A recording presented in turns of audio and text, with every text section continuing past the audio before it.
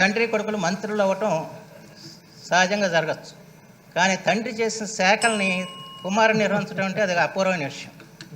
ఎందుకంటే మొట్టమొదటిసారిగా 27 సంవత్సరాల వయసులో చంద్రబాబు గారు టంగుటూరి అంజయ్య గారు మంత్రివర్గంలో ఆయన మంత్రి అయ్యారు. ఆ మంత్రి అయినప్పుడు వారికి ఇచ్చిన శాఖలు ఏంటి? ఆర్కైవ్స్, ఆర్కియాలజీ, సినిమాటోగ్రఫీ, తర్వాత లైబ్రరీస్. అయితే అవన్నీ గతంలో విద్యామంత్రి చేతులు ఉండి కొంచెం విభజించి ఎక్కువ మంది మంత్రులు అవ్వడంతో వీరికి ఇవ్వటం జరిగింది.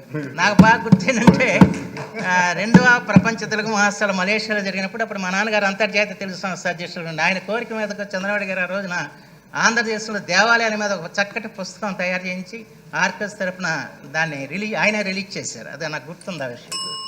అంచేత ఇవాళ ఆ శాఖలో ఇవాళ లోకేష్ గారి చేతికి రావటం గొప్ప అదృష్టం. అయితేనంటే నాలాగా మా నాన్నగారితో పాటు తిరిగే అవకాశం లేదు. ఎందుకంటే ఆయన మంత్రి అయిన తర్వాత చంద్రబాబు గారికి పెళ్ళి అయింది కనుక అప్పుడు ఆయన పుట్టలేదు కనుక అవకాశం ఆయన దక్కలేదు.